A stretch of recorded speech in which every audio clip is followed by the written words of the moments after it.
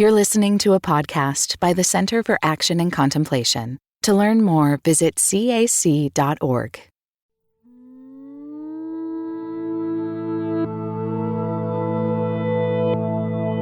Even though we allow our bodies to be rendered each day through these technological means, I didn't intend for this to be a finger-wagging session at anybody. That doesn't get me very far. Instead, it was, what in the world does offer your body as a living sacrifice to God not just mean, but what does it do? So, coming back to this theme of surrender, it's like there will be these places or these texts or these scriptures that I don't understand. And instead of thinking about them more, my mode as an artist seems to be placing my body and my heart and my mind and my spirit within the mystery.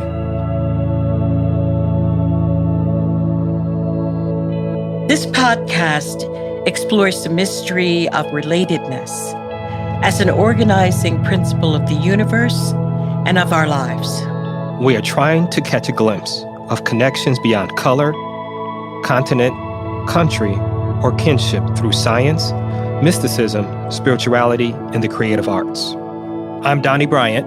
I'm Barbara Holmes, and this is The Cosmic We.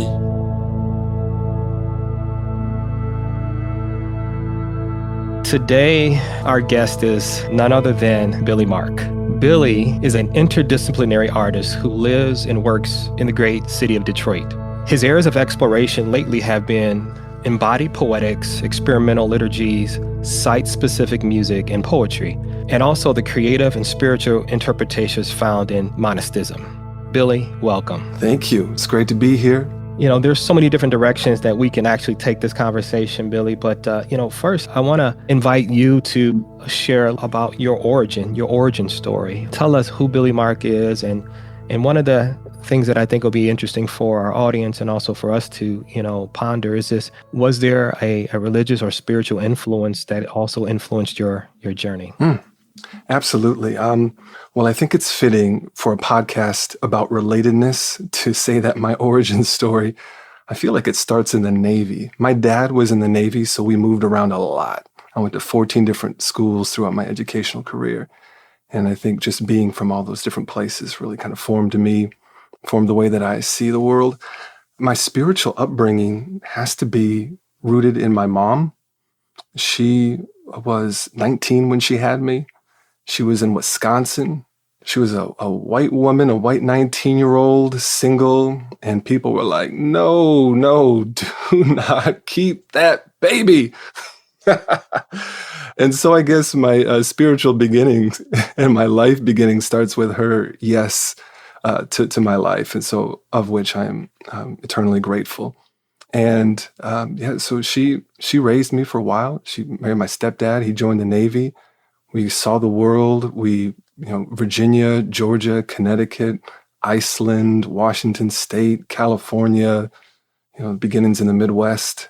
And I just, people say, was that hard? Was that difficult moving around so much? And I say, I don't know. It's how I got here. It's who I am. And I am super thankful for the perspectives of being able to know what the South is like, what the Midwest is like, what the West Coast is like, what the East Coast is like, what overseas is like. And I think that helps me. Yeah, that helps me. And so the spiritual side of things has been equally broad. I guess we started in a non-denominational background, and I went to churches, and then I went to college, and I was like, please, God, just let me do college the way I want to. I'll be back. I promise. Just let me do this. And God let me do that for a little while until a Baptist preacher came knocking at the door, on one of his rounds. And I was like, while everybody else was kind of, hungover in the apartment, I was like, maybe I will go to church. And then, help set up chairs when I went on Sunday. Everybody was at least 40 years older than me. And he would say a bunch of things that I didn't agree with. And then he would say Jesus, and I'd be like, yes. And then he'd say a bunch of other things that I don't agree with. And it wasn't until like when I was about 21, I went and I had moved to Los Angeles, and I was in Hollywood. And I went to a Presbyterian church, and there were a bunch of people my age. By a bunch, I mean like, 10 or so. I was like, oh, this is strange. People my age who are super smart, super caring and warm. This is amazing. So that went on, and then I'll just give you the end of this story is where then churches go through things. Church split, which is really tough. There's no hurt like church hurt. And then I remember we stayed at the church, and then I went to the pastor at one point, and I was like the interim pastor, and I said, I have an idea. He's like, yes. I said, how much do you think we could get for this building?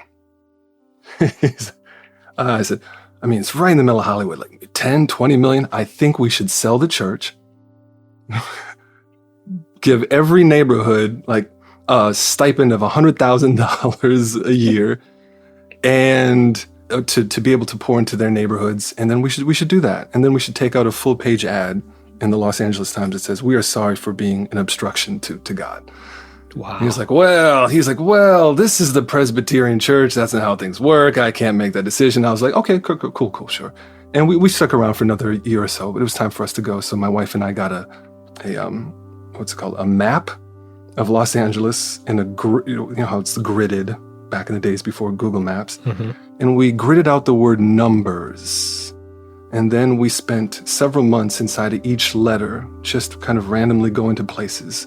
And that was our way of seeing the ligaments of the body of Christ in Los Angeles. Mm. And that was, so I think that desire, that way of using creativity and wonder and not knowing where we're going is deeply a part of my spiritual journey.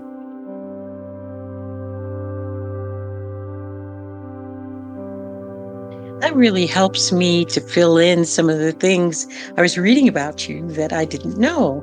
And I don't know whether you still live in this place, but one of the interviews included a description of your living space with a performance space and a stage and a prayer room. And so I was trying to figure out how the prayer room fit in with the stage and the performance. And so that helps a lot. So your faith is very grounded in community. Absolutely. I mean, that relationship between the individual and the community and that dynamic and that tension is where so much growth happens spiritually and in all kinds of ways for me. That's wonderful. As I was reading also, I was learning about your first artistic performance. Was it The Wrestler? Wrestle, yes, that was. Okay. And you said you dreamed seeing yourself wrestling. Tell me a little bit more about how your concepts come to you. Absolutely. I had been in a room with a bunch of other artists who were talking, and the tensions surrounding racial dynamics was deep, it was palpable, it was very real. And like, where does that tension go? For me, it goes somewhere inside. And I had a dream a couple nights later in which I was dressed in a wrestling singlet, like the little tight onesie. And I was wrestling. It was at night and I was wrestling. And there was like a light kind of shining so you could see a little bit of it. And then I woke up the next morning and I thought, oh, I think I have to go wrestle. And the guiding text that was surrounding that feeling was, we wrestle not against flesh and blood, but against powers and principalities. And, it works its way up from there. And so I remember, armed only with the vague confidence of a dream, that I started to tell people, I was like, yeah, I think I'm going to go wrestle spiritual forces of wickedness in heavenly places on 8 Mile. And the first time I told somebody and I didn't die, and they were like, really? I was like, really? You're saying really? Yeah. And I was like, okay, this is something to go towards. And so I, bought the wrestling singlet, bought some gold shoes. I bought the headpiece. And I went to go live into the image that had appeared to me in the dream. So whereas with, I started off in poetry, right? So I'd write a poetic image down on a piece of paper. Great, there it is. And now it's in our mind.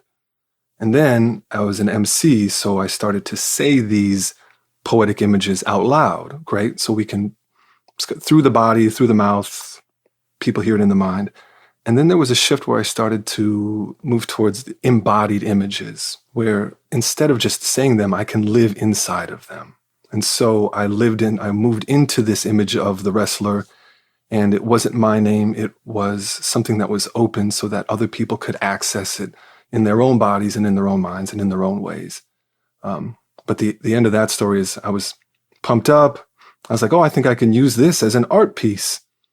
And that's where, that is where God started shifting things in my art practice. And so it's funny you say this is my first art thing. It's actually probably it's the beginning of the end, because I didn't call it an art piece because I didn't want to go out there and be cute. If I'm going to say spiritual forces of wickedness in heavenly places, I'm going to and when I told a friend and I was like, yeah, I'm going to go do this in October. She was like, wait, that's like a month and a half from now. Like, I was like, yeah, before the weather gets cold. And she was like, the look in her face, I don't know if she said it specifically. She's like, dude, you're going to get hurt. So, Wow. So what I did is I was like, oh, you're right. This stuff is real. It's not just cute. And so I reached out to a couple friends who I trusted, because I was like, well, if this is a wrestling match, I need to be trained because I want to win. So one of the friends was a trainer for my mind. One of the friends was a trainer for my heart. One of the friends was a trainer for my spirit. And one was a trainer for my body. Wow. And over the next 6 months, we created a website and we moved forward. And I'll tell you, people started to follow the process, and this kind of transmedia process started to develop. Like, it wasn't in one specific medium. And I'll tell you, the end of this story is the wrestling match was on a median in between Detroit and Detroit suburbs. And if you're not familiar with that, that is a deep line of division. And that's what the wrestling was at the beginning. It was looking at this line called 8 Mile, which divides the predominantly white suburbs and the predominantly black Detroit. The median was an overlap of outskirts. It's not quite Detroit and it's not quite the suburbs. And we often talk about a line, but you can't exist on a line, right? So this median was a land. And then so when we went there, I'll tell you the short version of the story because I'm just now starting to tell it. I had a jump rope, which was a part of the practice the entire time. And the jump rope itself is a line.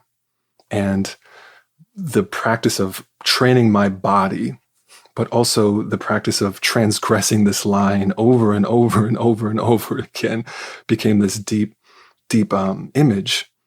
And so I went out there and I trained to get my endurance up.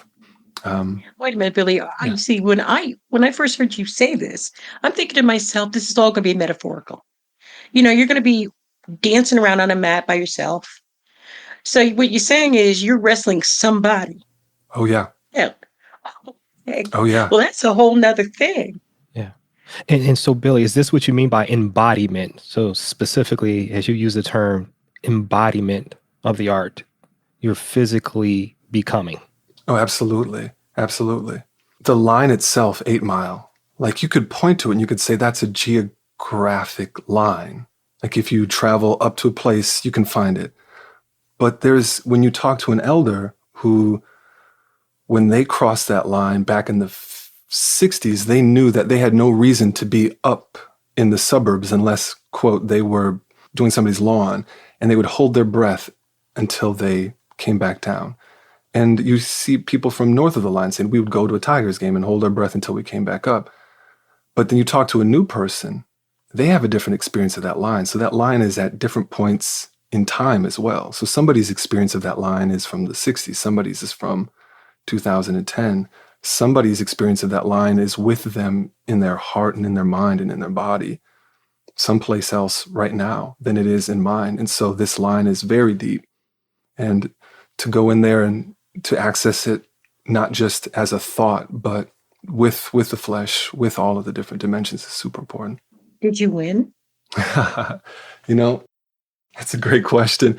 So I remember I planned on jumping rope because my trainer was like, when I was a wrestler, our coach would have us jump rope in between sessions just to intimidate them. I was like, I want to do that too. So I trained on cement. We got out there on the median. Jumping on grass is a whole different story. I was like, oh no, I'm not going to be able to do this as planned. And I started around the third round.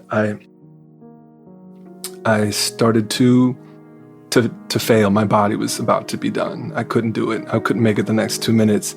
All the tricks, just count to 10 seconds and try to do it. It was done. It was 85 degrees out there. And I thought, well, failure's a cool art idea too. That's sometimes you win, sometimes you lose. This is something. And then with the art community and all the folks on the left side and other folks on the right side of the median, my last ditch effort, and this is on video, was to say, I go out of somewhere deep down inside, goes, "Thank you, Lord.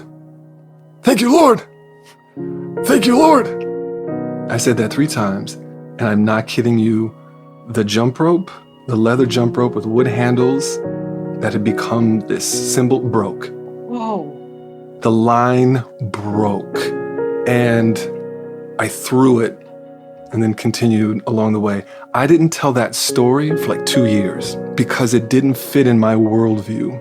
I didn't know how to process that, so I didn't tell anybody that story for 2 years. So I would say yes, we won.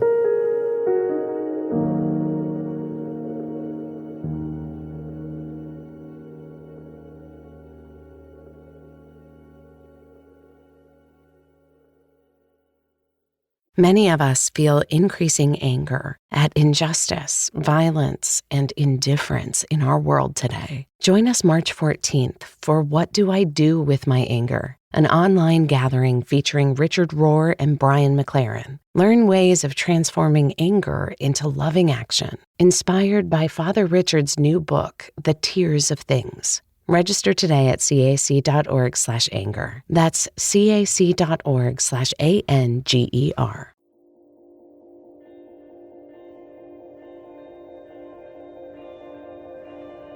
So today, as you reflect, how do you process that moment, that breaking? Like, what does that mean to you? Well, I think I'm still processing it. I'm still trying to live in the world in which that is real. And there's so many books that I read. There's so many influences that I take in and invite in that says that can't happen. And honestly, I'm just trying. I just keep trying to live in that world. And so the different projects that I do, it's tough to call them projects these days. The different ways that I seek God through art and through life is just trying to get to that place of surrender where I head out in a direction of wrestling spiritual forces of wickedness in heavenly places. Like, what in the world does that mean? I don't even know what that means. But to put myself in that place of surrender where I don't know the answer, and instead of demonstrating my ability, it's just like depending on God. And God keeps meeting me, even through the arts, in these deeply profound and mystical ways, I would even say that. It's beyond my description. And it's, so I just try to keep living in that world. You use the term surrender a lot. And it's one of the things that really impressed me about you. There was a very unique way that I observed you surrender. Seemed scary to me at times, the way you submit and surrender. And is that a theme that resonates in every aspect of your life, not just your work, but is that a core value, a core belief that sits with Billy Mark? Well, if it was a core theme or core value, that means that I would like it. But yeah, I guess it is. It is. I just see that as the path. That's like the way, not just forward, but the way deeper. Like something something needs to die. Something needs to be let go of in order for me or for my friends or for this world to have anything deeper. I mean, otherwise we're just recycling the things that we already have and know. And I would say that surrender is the way. It just seems to be the way deeper for me. It's a good message to a generation that is wrestling and has been wrestling with issues of race and gender, sexuality, and a predominant view of what life is like, which truncates and cuts off mystery. And so it's almost as if we are pioneers again, seeking out the mysteries that are and welcoming them back into our lives. We can wrestle with pandemics and environmental issues. Is that really going to change anything? Unless we also include the mystery of God's presence in unexpected ways. Thank God for the rope breaking. Amen. God knows when to show up. That metaphor of the rope, really, so many applications on so many different levels. When you spoke about 8 Mile, growing up here in Detroit in the 80s, that line had a very specific and very significant meaning to many people who lived on the Detroit side of 8 Mile. And for some people, crossing 8 Mile gave them a sense of meaning, belonging, a sense of arriving. That line, in so many ways, it was artificial, but also deceptive, because it gave the indication that you had to move or relocate in order to have value or to be accepted in our culture. And so as you shared that story about it breaking, I reflected back to my initial understanding of 8 Mile and how the rope breaking, it also meant that my understanding, my initial origin of understanding of what that line meant also breaks, right? How the stories or the narratives that we are taught oftentimes are not completely accurate. And so that breaking really speaks to that. And so I just thank you for that. And it's amazing that you were unable to share that for 2 years. And I know I think it was about a year, maybe it was a year and a half ago, it was before, Billy, right at the beginning of the pandemic. It was right at the beginning of the pandemic.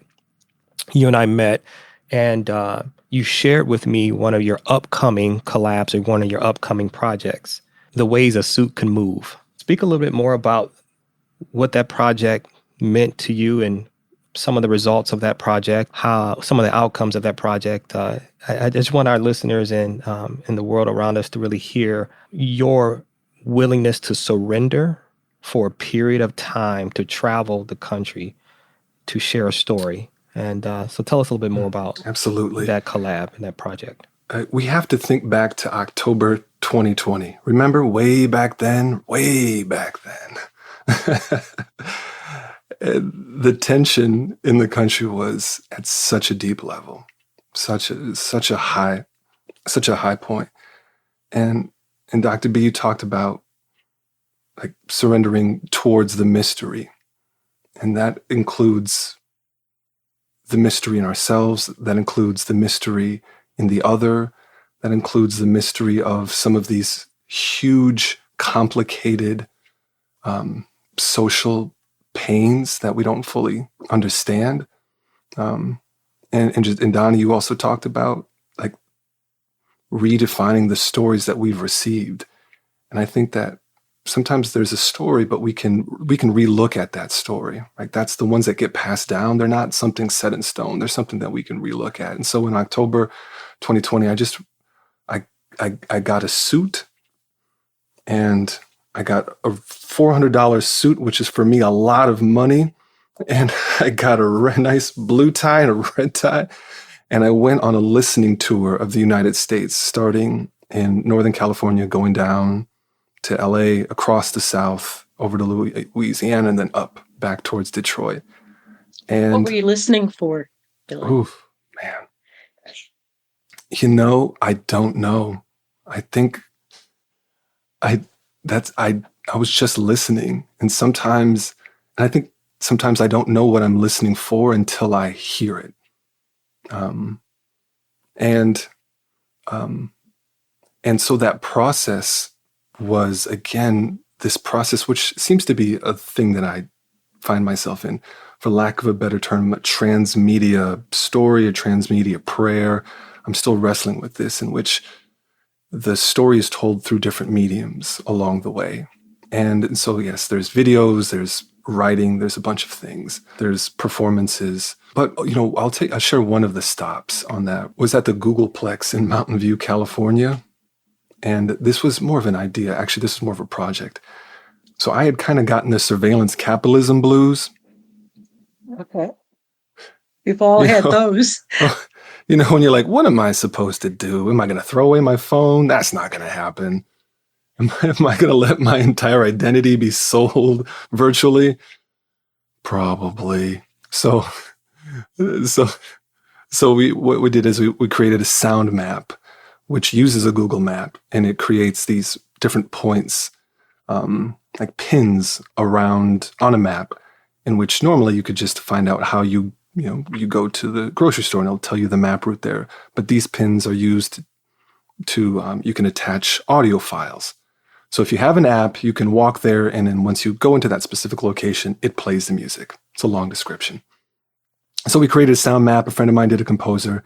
And this piece that we were going to do along my journey of Ways This Food Can Move was called Offering. I was going to offer my body as a living sacrifice to God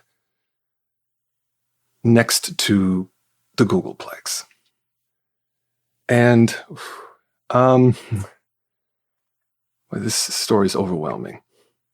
Even though we allow our bodies to be rendered each day through these technological means, I didn't intend for this to be a finger-wagging session at anybody. That doesn't get me very far.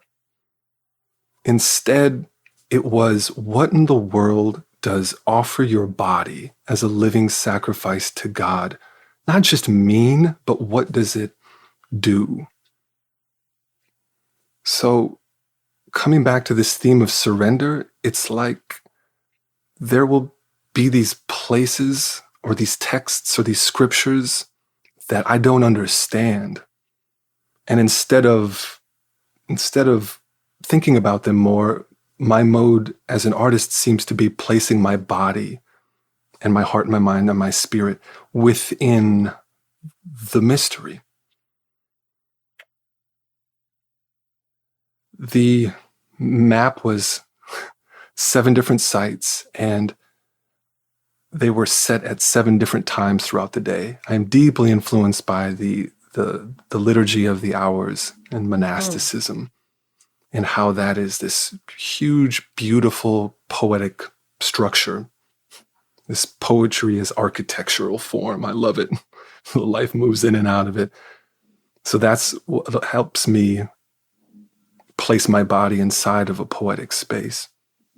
But I'm going to try to, there's a long story of this, so I'm trying to figure out. I'll tell you do you want me to tell you a little bit of it, or? Keep going. Yeah, this is wonderful. Oh man. Dude. We started at 5:00 in the morning, and I told the composer, don't tell me what any of the music is.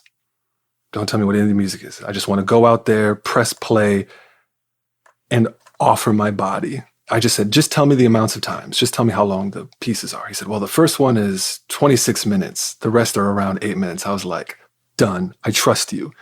At 5:00 in the morning, it needs to be 26 minutes long.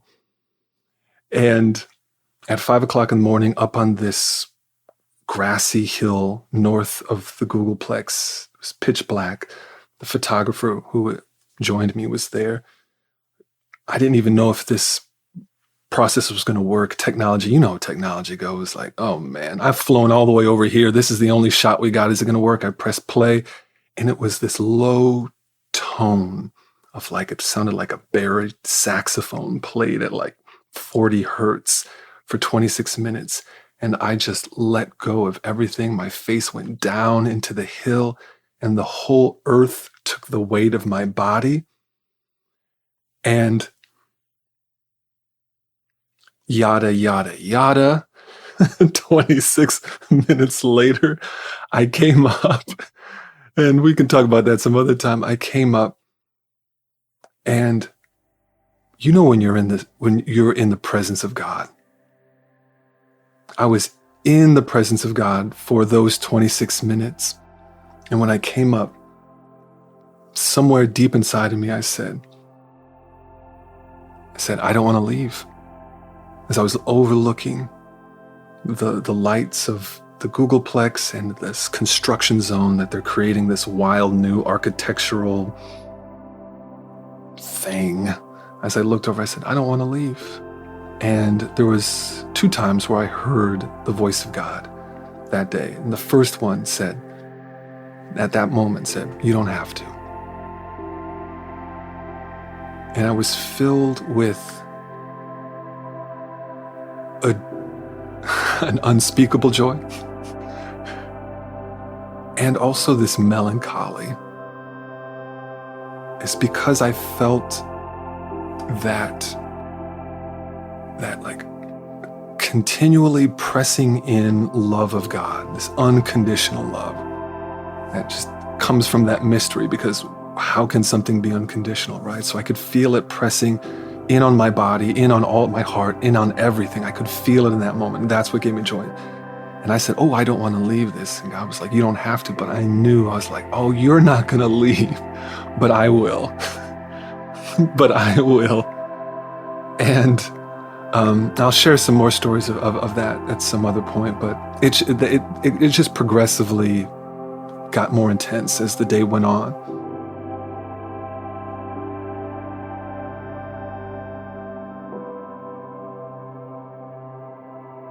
Typically, we end with a reflection of every episode. However, Billy Mark led us in a practice of silent reflection. So today we're going to leave you with that reflection in this episode.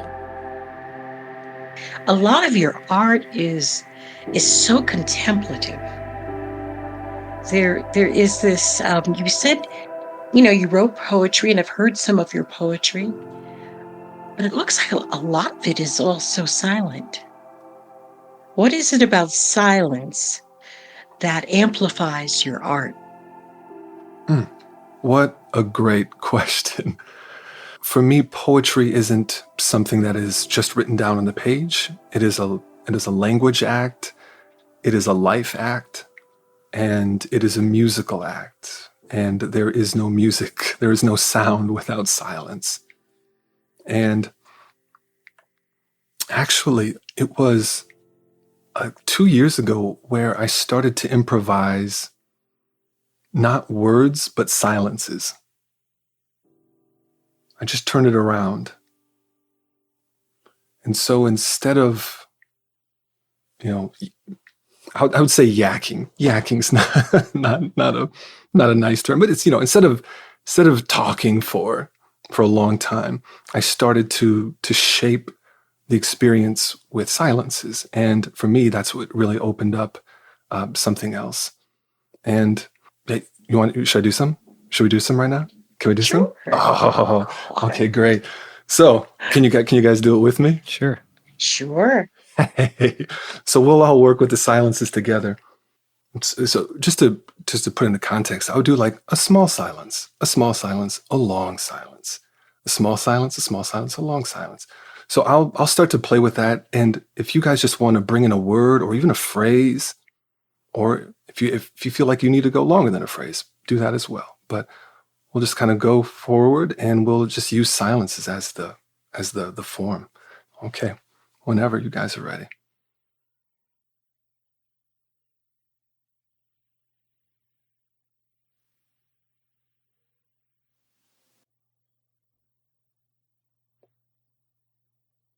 We begin to hear children.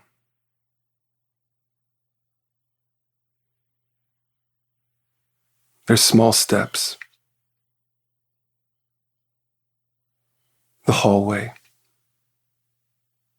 The meaning of closeness.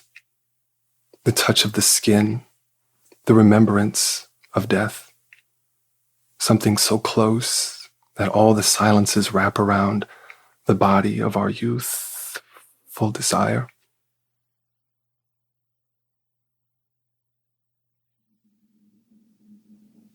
Don't be afraid. I am with you always.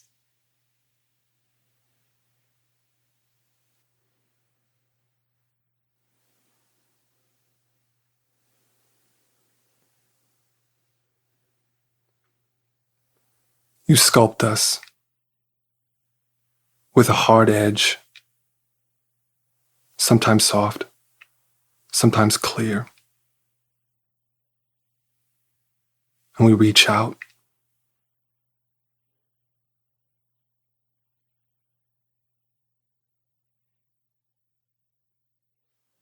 Wind, flowing wind.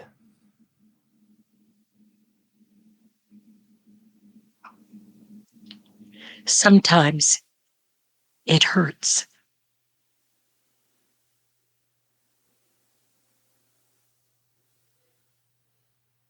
The cup bangs openly.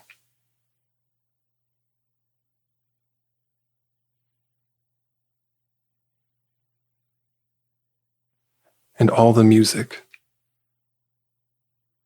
all of it, all of it, all of it, all of it, all of it, all of it, all of it, comes tumbling out like the juice of an orange.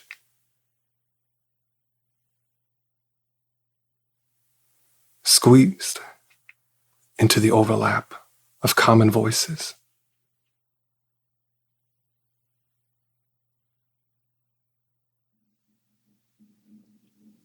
All my life, been grinding all my life.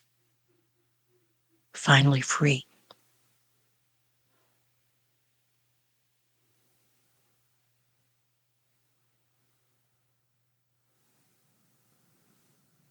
Wholeness. A return to wholeness.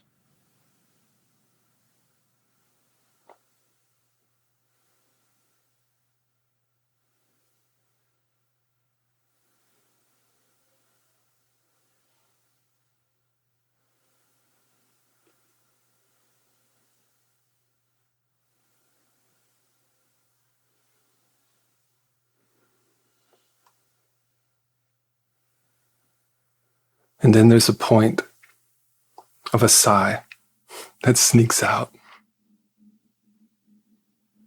like the ending or like the beginning of a breath. Let there be light. Ashe. Ashe. Wonderful. That feels like being in the presence of spirit.